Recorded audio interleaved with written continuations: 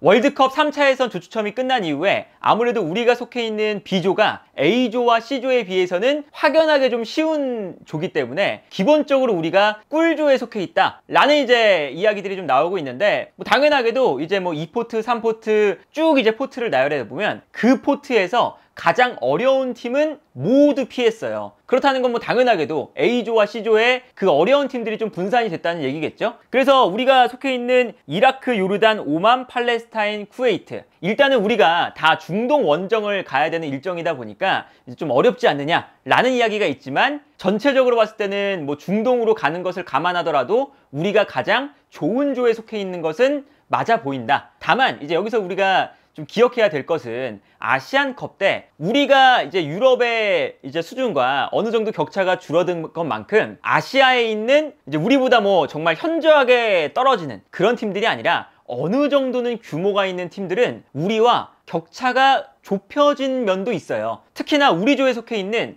이라크라던가 요르단, 이런 팀들이 사실은 아시안컵에서 일본을 잡았던 이라크, 한국을 잡았던 요르단이잖아요. 그렇기 때문에 우리가 뭐 호주라던가 사우디아라비아 이런 팀들을 피해간 것은 좋은데, 이 팀들도 우리가 그냥 단순하게 꿀조라고 생각을 하고 경기를 한다면 큰 코 다칠 수 있는 팀들이 속해 있다. 그리고 이제 뭐 당연하게도 뭐 밑에 있는 오만, 팔레스타인, 쿠웨이트는 아무래도 전력차가 좀 많이 나다 보니까 신경을 쓰더라도 이제 위험성이 덜한 팀들인데, 근데 어쨌든 이 B조에는 한국, 요르단, 이라크 요 세 팀이 강팀으로 그래도 묶일 수 있는 팀들이니까 이라크와 요르단을 상대로 했을 때 우리가 방심해도 될지, 아니면 이제 우리가 클린스만 감독 때처럼 약간 간격이 벌어지면서 상대의 역습을 허용하게 되면 우리가 한 방을 분명히 먹을 수 있는 팀이다 라는 것을 이제 오늘 좀 살펴보려고 하는데, 무엇보다 이제 한국이 좀 불편해하는 팀들은 어떤 팀들이냐면, 어쨌든 이라크든 요르단이든 수비 라인을 낮게 설정을 하고 기본적으로는 수비적인 전형을 취할 거잖아요. 수비 전형을 취했을 때 우리는 당연하게도 수비 라인을 올리면서 공격적으로 경기를 할 겁니다. 이거는 뭐 우리가 홈에서 할 때도 마찬가지고 원정에서 할 때도 마찬가지일 거예요. B조에 있는 팀들 중에 손흥민, 이강인, 김민재, 황희찬, 이재성, 황인범, 홍현석 등등등 유럽에서 뛰는, 특히나 굵직굵직한 리그에서 뛰고 팀에서도 주전인 선수들이 이렇게까지 많은 팀이 단 한 팀도 없습니다. 그러다 보니까 당연히 절대적인 전력이 우리가 우세하기 때문에 라인을 높이겠죠. 근데 여기서 우리가 껄끄러운 팀은 뭐냐면, 당연하게도 뭐 수비가 강한 팀도 있겠지만 공격 라인에 개개인의 퀄리티가 뛰어난 팀, 이런 팀들은 우리가 조심할 필요가 있거든요. 그리고 그 대표적인 팀이 바로 요르단이라고 할 수가 있겠죠. 우리가 아시안컵에서 요르단을 2번 만났지만 2번 다 못 이겼잖아요. 그때도 패턴이 좀 똑같았어요. 수비적으로 있다가 올라오고 있는 이 요르단의 공격수들에게 그냥 요르단은 한 번에 그냥 1대1을 줍니다. 그러면 알타마리 같은 경우에서는 리그왕에서도 이미 좀 검증이 어느 정도 된 자원이고, 그리고 알나이마트, 그리고 알리 올완, 여기에 대해서 이제 약간 풀백으로 뛰고 있긴 하지만 올라왔을 때 알마르디라는 원래 공격수로 뛰는 선수가 있어요. 요런 이제 선수들이 아시안컵에서는 알타마리만 알았었는데 알리 올완, 뭐 알마르디, 그리고 알나이마트, 이런 선수들도 이 선수들이 왜 유럽에 안 갔지? 유럽에 갈 만한 개인 능력을 가지고 있다 라는 것을 우리가 봤거든요. 그래서 이제 요르단의 전술적인 측면도 기본적으로 수비에 있다가 역습으로 나오는데 한 명 한 명씩 기술이 빠른 선수들을 1대1로 붙여줍니다. 그리고 이러한 1대1 상황에서는 우리가 라인을 높이기 때문에 아무래도 후방에서 전방으로 볼이 넘어가는 순간 공격수가 조금 더 유리한 상태가 돼요. 앞으로 달려나가는 공격수와 뒷걸음질 쳐야 되는 수비수, 당연히 공격수가 유리하거든요. 그렇기 때문에 우리가 껄끄러운 팀은 요르단처럼 정말 개개인의 공격수의 능력이 꽤나 출중한 팀, 그래서 우리가 요르단을 이번에도 복수를 쉽게 할 수 있다 라는 생각은 아마 약간 버리고 우리가 최선을 다해서 경기를 해야 되지 않을까 싶은데, 일단은 우리가 아시안컵 때 안 좋았던 부분은 수비 라인이 올라가 있을 때 수비 라인과 공격 라인의 거리가 굉장히 멀었습니다. 이제 그 뜻은 뭐냐면 수비 라인도 올라오는 게 좀 어설펐고요. 공격 라인도 그냥 모두가 다 올라갔어요. 예를 들면 미드필더 라인에 있는 박용우와 황인범이 있었죠. 근데 황인범 선수도 올라가 버리고, 그리고 오른쪽에 있었던 뭐 서령우 같은 선수들도 약간 올라가 버리고, 그리고 왼쪽에 있는 이제 뭐 이기재 같은 선수도 올라가 버리고, 그러다 보니까 수비 라인 앞에 한 명의 선수, 박용우 선수만 남게 됐거든요. 근데 이게 뭐 수비형 미드필더 한 명만 남는 것이 문제다라고 하기에는 이렇게 하는 팀들이 많아요. 유럽에 보면 강팀들이 수비형 미드필더 한 명만 두고 센터백 두 명만 두고 올라가 버리는 경우가 많죠. 근데 이제 그 팀들의 특징은 라인을 과감하게 또 올리고 그리고 선수들의 간격이 굉장히 좁습니다. 그러다 보니까 상대가 이제 수비를 할 때 상대 수비를 둘러싸는 형태가 되죠. 그래서 우리가 공격을 하다가 볼을 끊겼을 때 상대가 역습으로 나오려고 하면 과감하게 올라가서 둘러싼 다음에 압박을 해버리고 아예 역습으로도 못 나오게끔 만들거든요. 그게 좋은 팀과 안 좋은 팀의 이제 차이를 구별하는 건데, 그런데 우리가 요르단에서 보여줬던 축구는 아까 말씀드린 것처럼 간격이 엄청 멀기 때문에 요르단 공격수들의 개개인 능력이 아까 좋다고 말씀을 드렸으니까 요 라인 사이에서 역습으로 나오면서 편안하게 막 드리블을 하면서 올라가는 거예요. 그래서 더군다나 우리가 아시안컵 4강전에는 김민재까지 없으니까 1대1 상황에서 알타마리, 알나이마트, 알리 올완 이런 선수들과 이제 1대1로 맞부딪혔을 때 우리가 100% 승리한다는 장담을 할 수가 없었죠. 그래서 우리가 정말 안 좋았던 이 아시안컵에서의 요르단전을 좀 복기를 해보면 이런 장면입니다. 이게 이제 조별리그에서의 경기 장면이거든요. 한국이 라인을 높이고 있어요. 라인을 높이고 있는데 공격진의 거리와 수비 라인의 거리가 누가 봐도 약간 떨어져 있죠. 떨어져 있다 보니까 이 공간에서 요르단의 공격수들이 활개를 칠 수가 있는 상황이 나옵니다. 그러다 보니까 이 공간으로 편안하게 볼을 끌고 나오기 시작하고 이때 전방에 있던 선수가 뒷공간으로 뛰어들어가죠.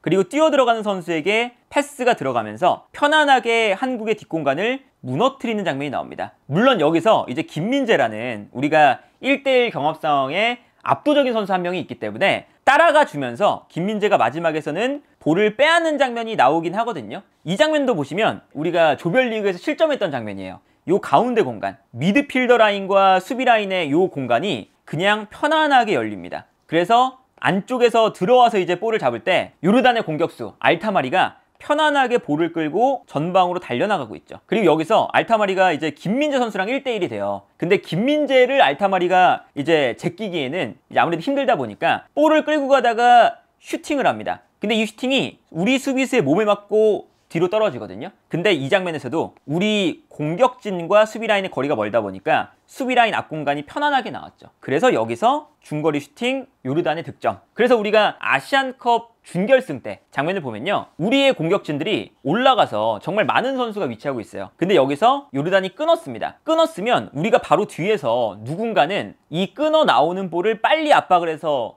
이제 끊어냈어야죠. 그런데 이 다음 장면을 보면 수비 라인의 거리와 공격 라인의 거리가 정말 넓게 펼쳐져 있습니다. 그러다 보니까 볼을 끌고 가는 알타마리, 여지없이 이 공간을 알타마리가 편안하게 볼을 끌고 올라가요. 그러다 보니까 여기서 이 공간을 막는 선수가 딱 한 명 있었어요. 박용우. 근데 박용우 선수가 여기서 수비력이 좋거나 기동력이 좋은 선수가 아니기 때문에 알타마리가 볼을 끌고 있다가 박용우 선수가 접근을 못하니까 뛰어들어가는 이제 동료 선수 나이마트에게 스루 패스를 찔러줍니다. 그리고 여기서 나이마트가 볼을 잡아요. 근데 여기서도 나이마트가 볼을 잡았는데 우리의 수비수들이 2명 붙거든요. 그런데 아까 말씀드린 것처럼 요르단의 공격수들이 개인 능력이 좋습니다. 그래서 이 사이를 드리블로 비집고 들어가고, 그리고 한 명의 선수가 또 접근을 하는데 여기서도 한 명을 더 제껴요. 3명을 제낀 다음에 결정적인 슈팅을 가져가는 장면을 볼 수가 있었습니다. 그리고 이제 우리가 빌드업에도 이런 미스가 나는 거죠. 이 장면을 보시면 우리가 미드필더 라인에 수비 라인과 공격 라인의 거리가 일단은 멀고 2명의 미드필더가 있죠. 근데 여기서 박용우 선수가 줄 곳이 마땅치 않으니까 이 공간에서 패스를 어설프게 하다가 달려오는 알타마리에게 또 볼을 끊깁니다. 그러니까 끊기자마자 여기서 이제 바로 이제 역습 상황이 나오죠. 그리고 뛰어들어가는 나이마트. 뛰어들어가는 나이마트에게 알타마리가 패스. 편안하게 나이마트가 뛰어가서 득점으로 만드는 장면이 나옵니다. 이런 장면들을 보면 우리가 이제 아무리 요르단이 우리보다 전력이 약하다 하더라도 이렇게 공격수 개개인의 퀄리티가 참 좋은 팀들은 간격이 벌어지는 팀들에게 어쨌든 역습을 할 수 있는 기회를 충분히 맞이할 수가 있거든요. 근데 이제 우리가 그런 모습을 지난 아시안컵에서 보여줬고, 2번이나 요르단을 만나서 우리가 사실은 당한 것에 가까워요. 요르단에게 객관적인 경기력에서 패배를 했죠. 근데 이제 그때 클린스만 감독 체제에서 이런 넓은 간격이 문제가 되면서 패배를 했기 때문에, 우리가 이제 새로 오는 감독을 생각을 해보면, 새로운 감독은 공격적인 축구를 어쨌든 해야죠. 아시아 조별 예선에서는 우리가 공격적인 팀이니까 공격을 해야 되는데, 이 공격을 할 때 간격 유지를 잘해줄 수 있는 감독, 이런 감독이 필요하다. 그리고 이라크도 마찬가지입니다. 이라크는 이제 기본적으로는 요르단보다 공격진의 개개인의 뭐 드리블 능력, 스피드 이런 건 약간 떨어져요. 그런데 이 앞쪽에 누가 있냐면 후세인이라는 선수가 있습니다. 이 후세인이라는 선수가 그 일본과의 경기를 봤을 때 2골을 넣었던 선수, 그러니까 일본을 무너뜨렸던 이 선수죠. 이 선수가 피지컬이 일단 좋아요. 정말 피지컬이 좋은 선수라서 일본 수비수들이 뭐 토미야스든 뭐 이토 이로키든 이타쿠라 코든 사실은 일본 수비수들이 후세인 한 명을 못 막아서 졌거든요. 근데 그때 이제 보시면 그냥 단순하게 키가 큰 선수한테 뻥 찬다, 이게 아니라 앞쪽에서 후세인이 싸워줍니다. 그리고 이제 그 이라크에서 최근에 너무 잘해주고 있는 카사스 감독, 뭐 카사스 감독이 이제 뭐 우리 대표팀 감독 후보에도 올라가 있긴 한데, 기본적으로는 이 카사스 감독이 제시마시급의 감독은 아니겠지만, 이 카사스 감독이 바르셀로나 전력 분석관부터 시작을 해서 기본적으로 간격 유지를 굉장히 잘하는 감독이에요. 그래서 후세인한테 뻥 차준 다음에 여기서 떨어뜨려주는 세컨볼 싸움을 순간적으로 선수들이 올라와서 가져갑니다. 이거를 일본보다 지난 아시안컵에서 이라크가 더 잘했죠. 그래서 일본이 라인이 우리처럼, 이제 우리가 이라크를 만날 때처럼 라인을 올려서 경기를 하다가 후세인에게 한 번에 뻥, 그 다음에 떨어지는 세컨볼을 이라크가 가져가면서 여기서부터 이제 공격이 시작이 되는 거예요. 그러면서 일본이 졌고, 우리가 아시안컵을 시작하기 전에 이라크를 만났는데, 이라크를 만났을 때 우리가 실점할 위기가 비교적 더 많았습니다. 다만 이제 이라크가 결정을 못 지어서 우리가 이제 이기긴 했는데, 그런 걸 생각을 해보면 이라크도 사실은 만만치 않아요. 예를 들면 이제 이런 장면이거든요. 가운데 지역으로 볼이 떨어지면서 여기서 이제 싸움을 하기 시작합니다. 싸움을 하기 시작하는데, 이 장면도 보시면 이라크가 수비 라인이 막 낮진 않습니다. 세컨볼이 나올 때는 라인을 올리기 시작해요. 그래서 앞쪽으로 패스가 이렇게 넘어갔을 때 후세인이 일단은 등을 쥐고 버텨주죠. 등을 쥐고 버티는 동안